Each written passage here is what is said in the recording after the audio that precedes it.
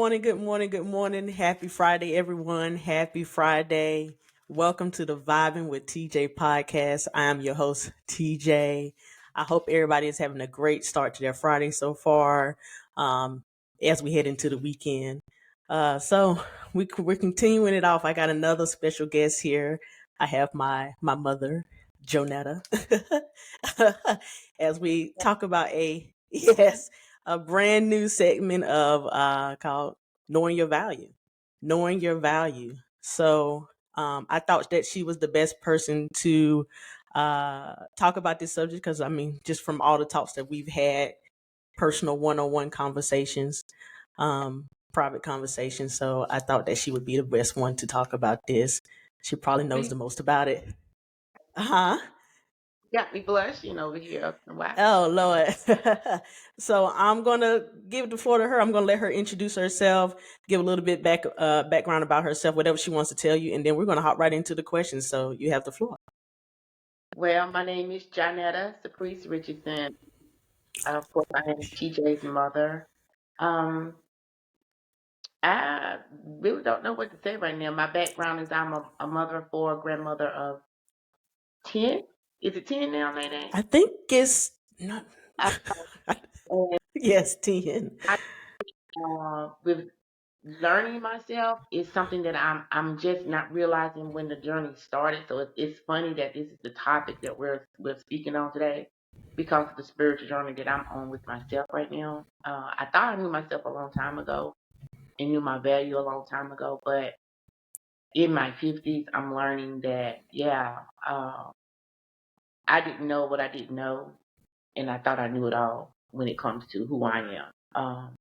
So it's interesting that we're having this topic today. So that's me. I'm Mother of four, grandmother of I think it's 10. I think I lost count. a founder of a nonprofit, Footsteps Incorporated, and that's just about it. I'm here. I'm here. Johnetta. You here? Okay, okay, that's okay. I mean, all right. So we'll just hop right into it. Okay. So the first question that I want to ask, if you don't understand the question, I'll explain it a little bit. Is what does self value mean to you? And when I say that, I want you to think back on I don't know how many years ago, but think back on maybe your lowest point.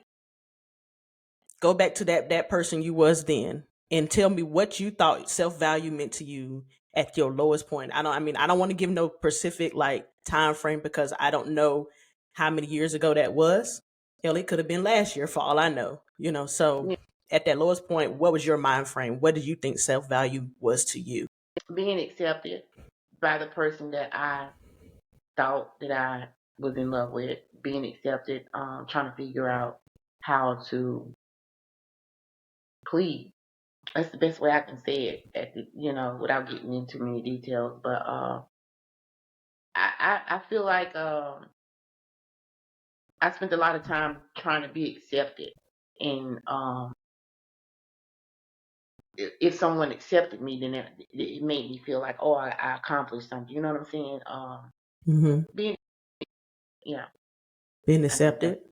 Hmm. Being accepted. Okay. And what do you think that stems from that wanting to be accepted? Do you think that's from some type of childhood, uh, I don't know, Yeah, trauma uh, or yeah? not necessarily a childhood trauma. It was a childhood desire or a childhood need. The relationship that I had with my mom. My mom was good to me. Don't get me wrong, but she was not a very approachable mother, and I felt like I did things to get her approval. It's because Mm, I became at a very young age, 16, and I know I disappointed my mom. So everything I did from that point on, it was her to make sure, I wanted her to approve of what I was doing, to let her know that I heard what you said.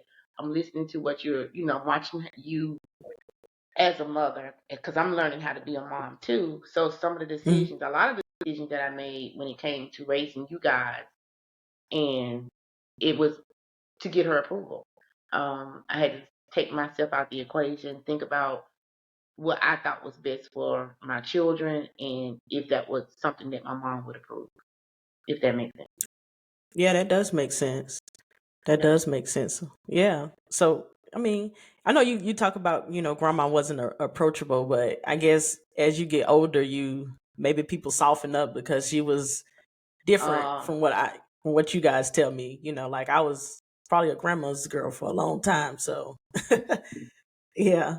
So, yeah, yeah. So do you think that stems when it comes to both of your parents or just with your mother? Or with do you seek approval in different ways when it comes to men?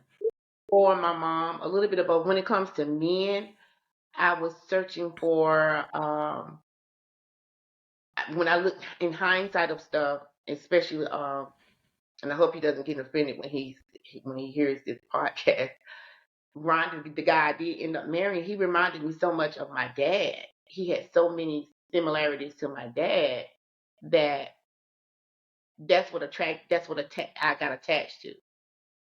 And it was we met for a reason. God makes no mistake. So it was a reason and a season and a lifetime, because he's a lifetime friend that we came into each other's life. But what attracted me to him is that the similarities that I saw in him that was in my dad. Your phone going off. Yeah. So Yeah, sorry. but yeah, no, you good. Okay, yeah. Well, yeah, Ronnie's been alone for a long time. That's my stepfather. Even though y'all been divorced for Since 2007. 2007, so almost close to 20. We coming up on 20 years, creeping up on it. Yeah. So I was Yeah. I was real young. But y'all was together when I was real young. Yeah. So so We were he's together pretty much 17 years. 17 years 17. total. Yeah, I was real young when y'all was together. I don't even think was I in school yet? I'm not sure. Yes. Oh, you still in daycare. You still in I was daycare. still in daycare. Okay, yeah. So that's how long it's been. So yeah, but Ronnie is still around. He's still I talked to him not too long ago. Still Ronnie. He's a good guy. Yeah, he does. I can see that because I can see him. How he reminds you a lot of Papa in a lot of ways. So I get that. Yeah. So as an adult, you say that you were seeking approval from your mother, and that's how it transferred to you as an adult. How do you think that it both positive and negative ways, thinking back to that mindset that you were in at your lowest point, how do you think that affected you in those Well, ways? If that does that make uh, sense? yeah. In hindsight, looking back in a negative and also a positive way, I made a vow to myself that I would be a different type of mom to my girls, to my children, because I didn't know how many kids I was going to have at that time frame. But I made a promise to myself that I would not be that kind of mom. I wanted to be approachable,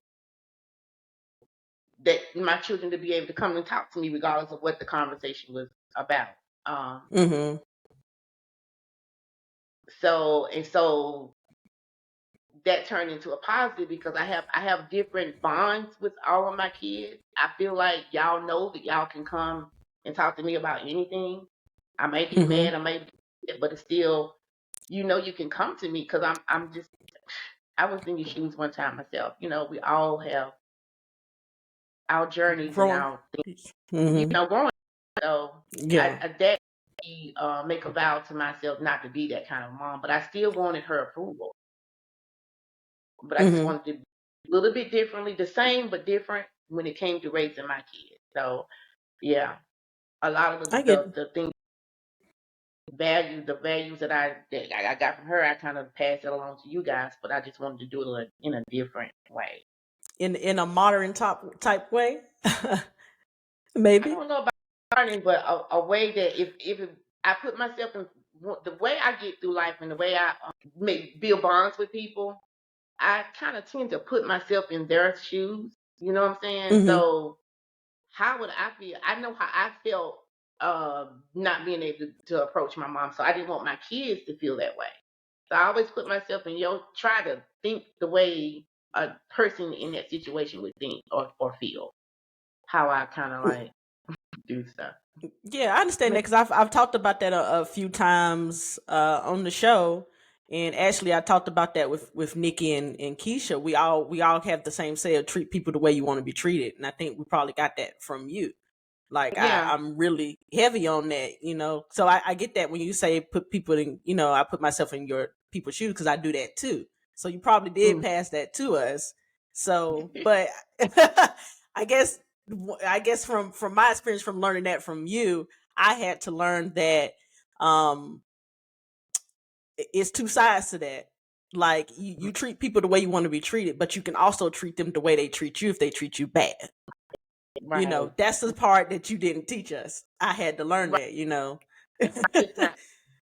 And funny you say that because I'm just not learning how to twist that not twist it, but do both sides of that concept because that is the way you should do. Because if you don't, people tend to walk all over you, and you feel Yes. like you give much of yourself away. And that's where these last 5 years of my journey, my spiritual journey, I'm realizing that I'm still gonna treat people the way I want to be treated, but I'm watching how you treat me too. So I'm right Mm-hmm. back at you. Right back at you. We matching energy now. Right. So yeah. Yeah. So yeah, that was a very I ain't gonna say a hard lesson I had to learn, but it was a lesson that I probably had to keep learning because I wasn't getting it. Like Right. I think me and Kenya had a conversation because I'd be like, why do people act like this? I'm doing this and this and this, and she would always just say, you can't expect people to act the way treat you the way that you treat them. She used to say that all the time to me, and I'm like, That word expect, I had a tendency of setting expectations in other people and expecting them mm-hmm, to think do and do things the way I do it. And so when they yeah, didn't do it, it frustrated me inside. And then the least little thing would set me off. And it's mm-hmm, not necessarily a particular person that I'm frustrated with, but anything would set, mm-hmm, I have to learn how not to. I set my own expectations in myself. And, mm-hmm, you who they are, and that's the model that I'm learning how to deal with too. People gonna be who they are, and when they show you who yeah, they are, that accordingly and keep it moving. And it goes back to treating people the way you want to be treated, but also treating them how they treat you. So yeah, that's what I exactly. do there accordingly.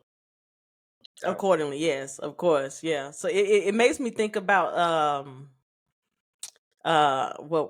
Ocean. You know who that is. That's Farida.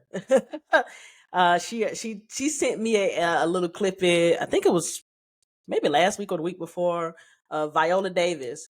She was talking about disappoint other people before you basically, I'm paraphrasing, disappoint other people before you disappoint yourself. I don't know why that came to mind when we were just talking about that, but I was like, that's so profound because I'd rather disappoint somebody else than disappoint myself because I can't get over disappointing myself as easily as disappointing somebody else. They'll get over it. They can eventually they'll understand. Like if I don't treat them the way that they expect me to treat them or whatever, they can be disappointed about that, but I'm not going to let you walk over me and be disappointed in myself. Does that make sense? yeah, Yeah, yeah. yeah. That So she sent that to. I said like it can apply to many levels with that. But Viola Davis is. I'm gonna have to find that clip so I can show it to you. she's Yeah, awesome. yeah. So what's that? I said she's awesome. Oh, okay. It sound like you kind of blurred out there, but so okay, that's good. So I guess the next question is putting yourself still in that same situation, same mindset at your lowest point. What is a situation that you experienced you feel really tested how you viewed your value in yourself? Repeat that.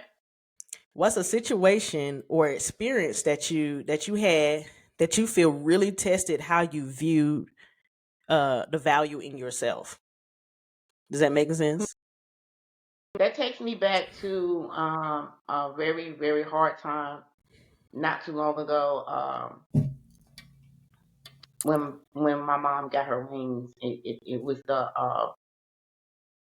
the years after that things that I went through with my siblings.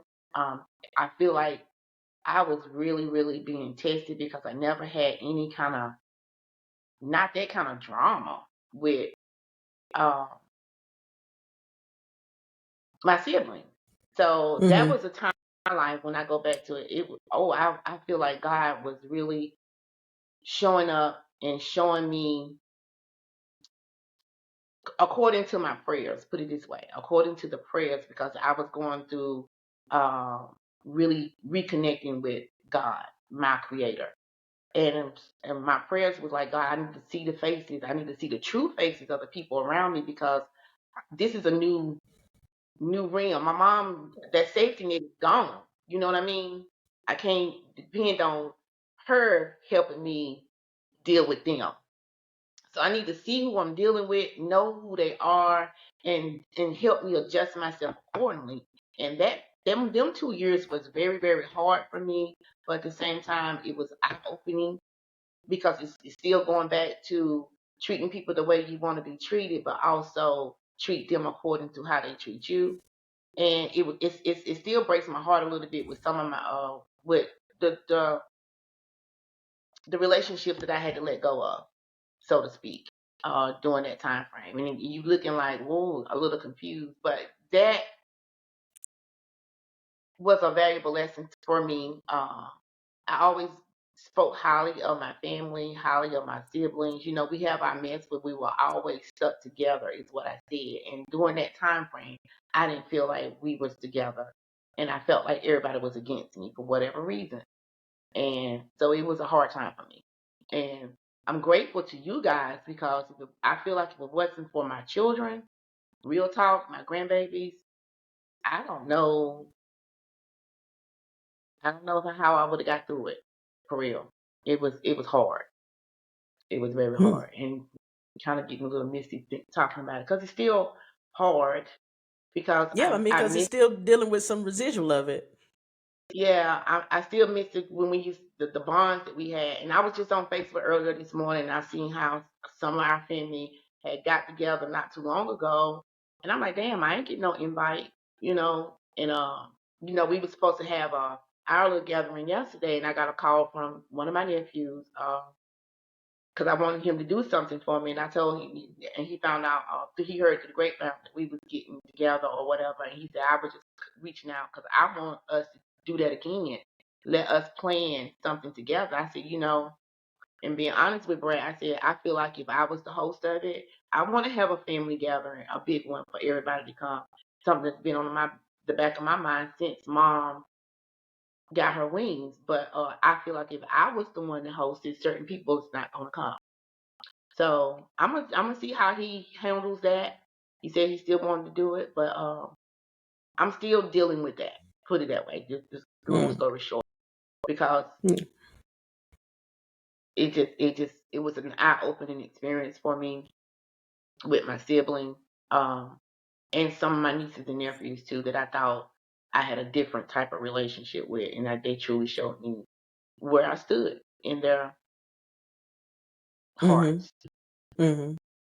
Well, So it was hard. that's I mean, and not to make excuses for anybody, but that's just to me what's ringing to me. My intuition is telling me that's a form of grief. Like they have their own grief, still dealing with grandma's passing, even though it's what's been 7 years now.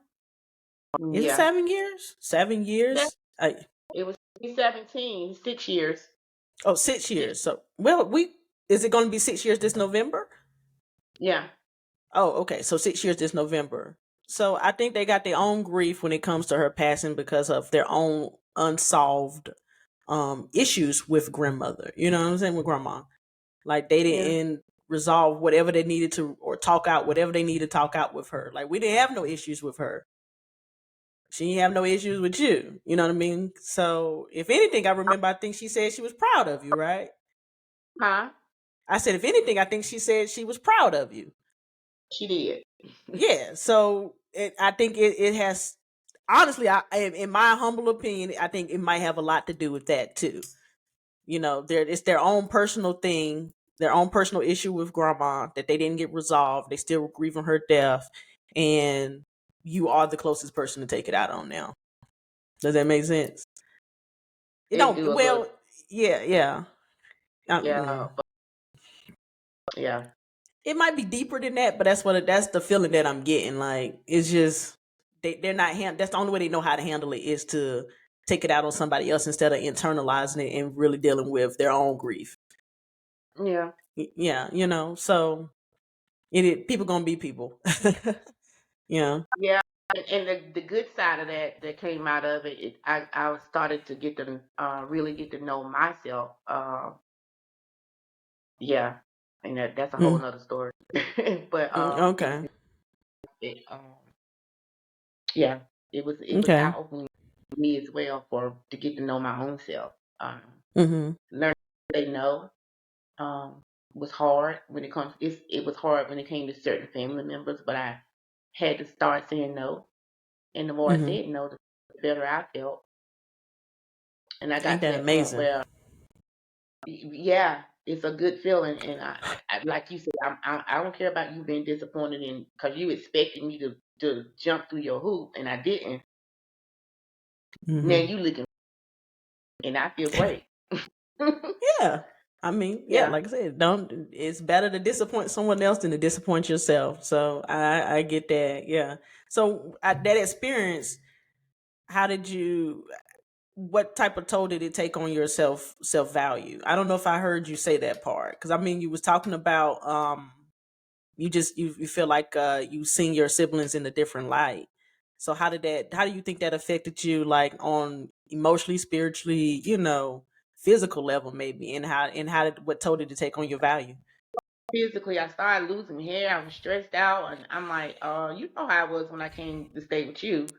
Yeah, I was stressed. Spiritually, however, it brought me closer to God because now I'm like, okay, what is the purpose of me in this family? You know what I mean? Mhm. What's my purpose in this world? So Mhm. it brought me closer to God and building that relationship with my Creator. So that was the good side of it, I think. So yeah, it brought me close to God. Mhm. Yeah, Okay. Well, that's good. Well, that's always a good thing. the initial plan anyway.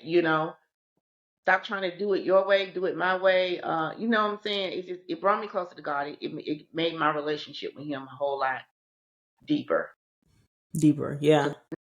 I'm really having conversations with you, and in my own little way, in my own little corner of the house or what have you. In that house, while I was living in Mama's house, it was a lot of things that memories that I had to suppress. I had suppressed back then for whatever reason, and yeah, I wanted to know what my purpose is in this world, what my purpose is, especially in this family.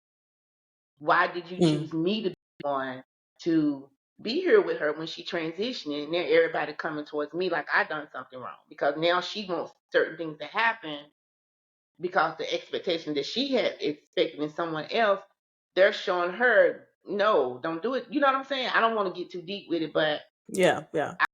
because decisions was made, some decisions was changed in the process is what started a whole lot of the riffraff between some of Mhm. the siblings. But yeah, God tested. I felt like I was being tested, and that brought me closer to Him to start asking more questions, and be ready what you pray for. Oh yeah, Be ready for definitely. You got to be it. ready Yeah, for it because I mean, you asked for him to start revealing stuff. He gonna reveal it to you. and He, Yeah. yeah, He still showed me stuff. Still to this day, To this day. 6 years Yeah. later, Jesus. I mean, Uh, well, yeah, that makes sense because he's gonna bring it, reveal it to you as he feels that you are in that vibration to handle it. You know what I'm saying? You at mm, that higher, you can handle it now. Like he never puts more on you than you can bear. exactly.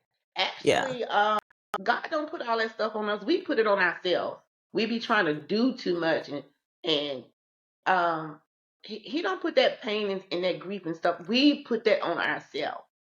If we take everything to God, we wouldn't be going through it as much as the depression and drama and stress that we go through. Yeah, yeah, that's true. But I mean, but Give it you're still going to have trials and tribulation. That's what I mean by like is the things is, that's yeah, yeah. yeah. So So we put too much on ourselves, and then we say that, oh, well, God ain't gonna put too more on us than we can handle. Stop picking up stuff that don't belong to you. Well, I mean, sometimes well, we humans, it happens sometimes, but sometimes it can't be helped. You know what I'm saying? Like you pick something up, you don't True, know no true. better, so you had to go through it to know better, right? So, but Sometimes if he, my best with life now is learning how to let go because I'm a little bit too loyal sometimes. People have told me that sometimes you're a little too friendly. You're just too friendly. You just too much, too whatever. I do have a tendency to be too loyal, or hold on to something or someone longer than I need to. That's what I mean by that. well, So yeah, that's okay, because when you were saying like too loyal, like that's almost the equivalent when I was talking to Nick and Keisha, someone saying you too nice. I feel like that's their way of putting their shortcomings on you to try to make you bet down to their level. You can never be too loyal. You can be too loyal to the wrong person, but you can never be too loyal. You can never be too nice. that So part it's right just there. it's about finding, like, to me it's like finding that discernment, like, okay, I can't be loyal to you, but you, this person over here that's showing me I can be loyal to you because I know that you'll accept it, you won't take it for granted, whatever. I can be nice to you, you can accept it, you won't take it for granted, and you'll reciprocate it back.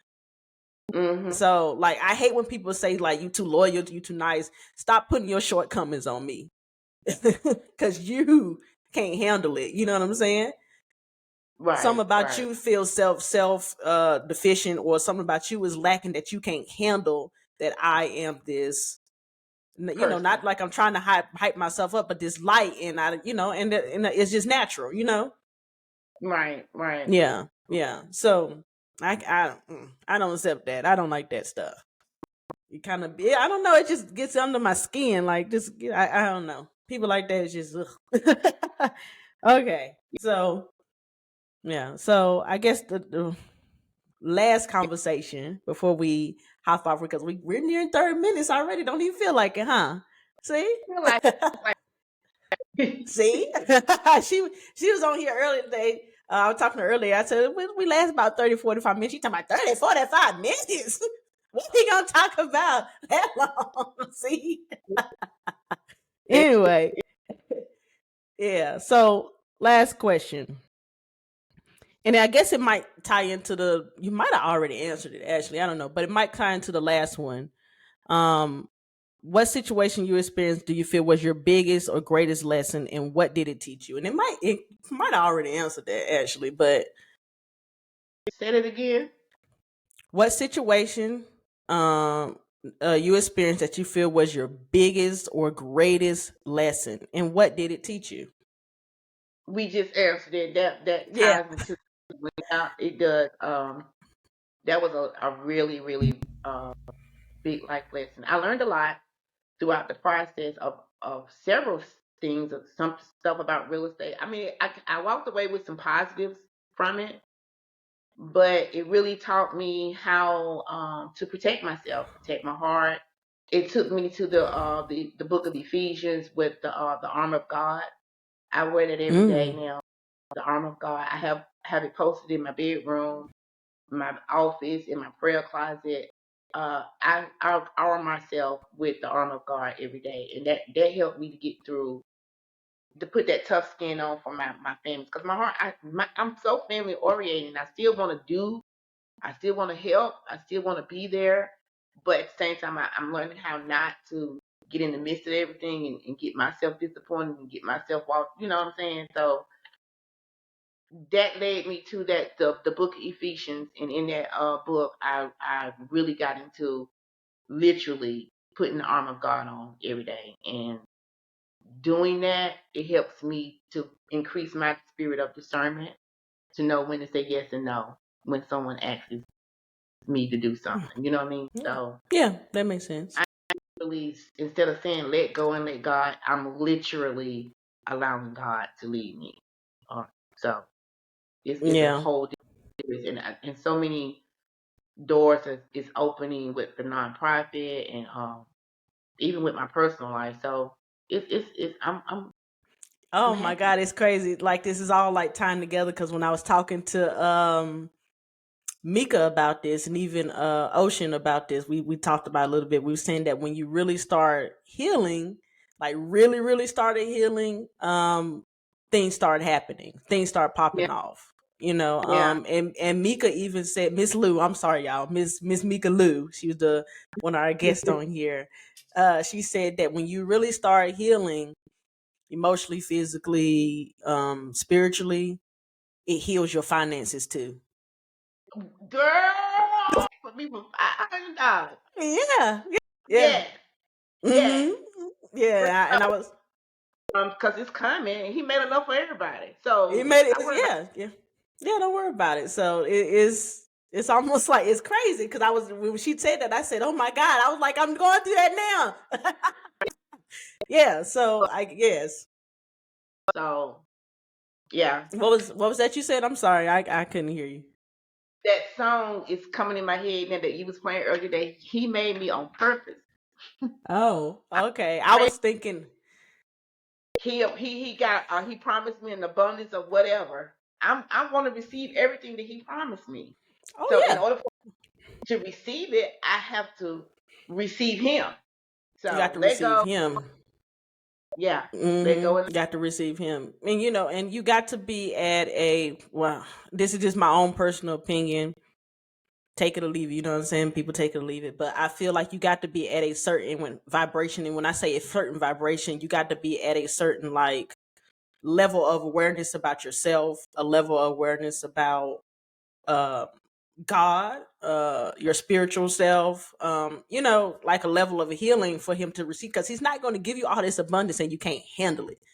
You know, right, you just right, squander it. You don't really appreciate it. You're gonna take it for granted. So you that healing has to come. There's no way yeah, around it. Heal yourself. Your finances will heal too. truly believe that. Yeah, I believe and that too. I'm on it. Yeah, it just It's crazy, right? Ain't it? Just that simple. You don't have to do nothing. You don't even have to do anything extra. But right. just go really do the work and heal yourself. So, Yeah, but and yeah. the work, doing the work is the extra. You got to do the work. You can't just go pray, say, God, I want this, I need this, da da da. You got to do the work too. He gonna do his part. He waiting on you to do yours. Oh yeah, we gonna talk more about that in the next segment. We gonna we gonna stop it right here. Yeah, because I see you getting into it now. Yeah, so we gonna end it here for the week. I hope you guys enjoyed this segment with my mother, Miss Janetta. She'll be back next week. On the Vibing with TJ podcast. I hope you guys have a great rest of your Friday, a great weekend. Cheers to the weekend, and we will see you guys back next week with segment 2 of Knowing Your Value. Peace out.